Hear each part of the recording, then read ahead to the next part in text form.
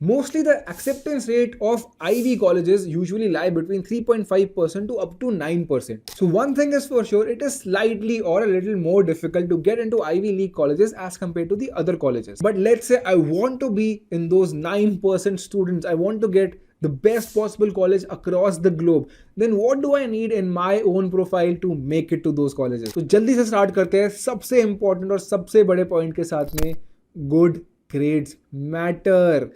हम सुनते हुए आ रहे हैं कि marks doesn't define us. One single sheet of paper can't define our future. It is only true if you do not want to get into such things. अगर आपको एक अच्छी प्लेसमेंट चाहिए, वो आपके मार्क्स पूछते हैं 60% से नीचे तो कई जगहों पे बैठने भी नहीं देते हैं. If you want to apply abroad, your college marks also matter. ये नहीं कि 10-12 के हो गए, कॉलेज के मार्क्स भी बहुत ज़रूरी होते हैं. It's not like they want a 10 CGPA, 9.5 CGPA जो हमारी 10th में बहुत लोगों की आ जाती है. दे वांट 8, 8.5, उसके बियॉन्ड है तो और भी अच्छी बात है, but they want that. So please, अगर आप बाहर पढ़ाई करना चाहते हो, गुड कॉलेजेस के अंदर आप पढ़ाई करना चाहते हो, एंड इंडिया के अंदर भी मैं तो कहूँगा यार, IIMs also give a weightage to the college marks. So please make sure that you focus on your college marks, do not neglect it.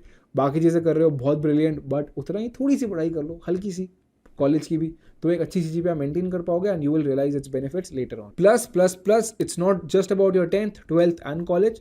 Some of the colleges they want a GMAT or a GRE depending upon your course. Mostly masters के लिए जो MBA होता है उसके लिए GMAT चाहिए होता है. बाकी कुछ दूसरे कोर्सेज में GRE is also accepted. Covid के बाद एक ट्रेंड आया था जहाँ पे GMAT और GRE बहुत जगहों पे वेव कर दिया गया था, बट अगर आप आईवी लीग में अप्लाई कर रहे हो, यू नीड GMAT और GRE, for sure you need GMAT और GRE. और अगर किसी कॉलेज में नहीं भी मांगा है, if you have it with a good score, it is an advantage. That's it. Number 2 पे आता है career growth over time. So these universities they want to see some career growth, they want to see some up trend. ठीक है यार, school तक तो आपने बोल दिया कि मेरे मार्क्स बहुत अच्छा है, I had academic brilliance. College के अंदर मार्क्स तो अच्छे है ही, बट साथ साथ I did these many things in my life. May be college के बाद आपने वर्क एक्सपीरियंस गेन किया है, उसके अंदर आपने क्या क्या किया, कैसे सोसाइटी में कोई इम्पैक्ट लाया, आप कंपनी में कोई इम्पैक्ट लाए, ये सब बहुत मैटर करता है. So it has to be an upward graph and it has to include all of these things. एक होलिस्टिक प्रोफाइल होना बहुत ज़रूरी है. सो इसके लिए एक प्रैक्टिकल टिप दूंगा. Do not make your resumes like everybody else. Make sure कि वो ना एक पैटर्न फॉलो कर रहे हो. आप लिखते हो ना हमेशा इंटर्नशिप के साइड पे एक डेट और ईयर लिखते हो, वर्क एक्सपीरियंस के साइड पे लिखते हो, कॉलेज के साइड पे लिखते हो. मेक श्योर कि वो जब इंक्रीज हो रहा है ना, it shows different different achievements in your life. जितना ज़्यादा वो डिफरेंट डिफरेंट और बेटर अचीवमेंट शो करता जाएगा, your life will be so better. Because वो आपको देखेंगे यार, वो प्रैक्टिकली देखेंगे कि आपने बहुत कुछ ओवर टाइम इम्प्रूव किया है. 10th में आप कुछ नहीं कर सकते, 12th में आप कुछ नहीं कर सकते, कॉलेज के अंदर भी आप बहुत कुछ कर सकते हो, और कॉलेज के बाद तो बहुत ही ज़्यादा कुछ कर सकते हो. So make sure you highlight all of these things, make it unique, make it brilliant, and that is what counts a lot. Number 3 पे आता है your extra curricular activities. Colleges जो बाहर के होते हैं, top colleges, they are concern with it. ठीक है यार, आप पढ़ाई तो अच्छी कर ही रहे हो, बट पढ़ाई के साथ साथ आप क्या कर रहे हो. दे consider your college societies, specially अगर आपने लीड किया है उन कॉलेज सोसाइटीज़ के अंदर. They consider your projects, they consider some competition victories, they consider all the big things. तो अगर आप एक भी चीज़ में स्टैंड अलोन करते हो, कोई आपने नेशनल कॉम्पिटिशन खेला है, आपने म्यूजिक के अंदर कुछ किया, आपने डांस के अंदर कुछ किया है, all of these things count. ये वेस्ट नहीं जाती है and they actually prefer it. They do not prefer people who are just academic brilliance के साथ में जो आ रहे हैं. They do not prefer them only. They want people जो अकेडमिक ब्रिलियंस के साथ में ये भी कर रहे हो, because that is actually an allrounder, that is actually an achiever. So make sure कि ये वाली चीज़ें भी आप इक्वली कवर करो. नंबर 4 पे आता है एक बहुत important point, which is show genuine passion. When you apply for these colleges, आपको ऐसे फिल करना है, आपको इंटरव्यू देना है. कहीं पे भी आपके SOP से लेकर ऐसे के अंदर, इंटरव्यू के अंदर कोई भी चीज़ मैच नहीं करी कि आपने तो बस शॉर्ट लिस्ट होने के लिए भर दिया फॉर्म, बस यार हमारा क्लियर हो जाए, किसी तरीके से हम इंटरव्यू तक पहुंच जाए, या किसी तरीके से हमारा एडमिशन हो जाए, उसके लिए भर दिया, वो आपको पकड़ लेंगे. And I can write it on paper that they will catch you. If any of these points do not match, they will catch you. So you have to show genuine passion, think long term, just don't think per essay, per question, per SOP. Link all these things, show that you can create some impact, you are valuable, you can be the next Elon Musk, and that is what will make you genuinely passionate student, and that is what will make you get into those colleges. Number 5, again very important, Ivy League के लिए नहीं, generally भी बहुत important, and that is get strong letter of recommendations.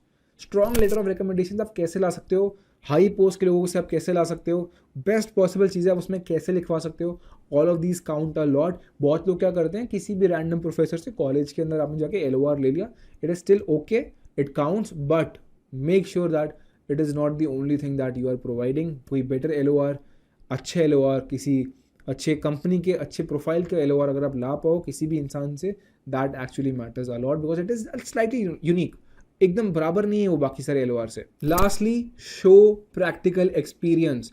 अगर आपने कुछ भी किया है लाइफ के अंदर, कॉलेज के अंदर कुछ किया है प्रैक्टिकली, आपने कोई जॉब करी है, कोई इंटर्नशिप करी है, वहाँ पे आपने क्या सीखा, क्या चेंजेस लाए, कैसे उसको आप आगे इंप्लीमेंट करोगे, ये सब कुछ आपको दिखाना है in form of numbers, in form of your experience. And this is one part that they consider highly.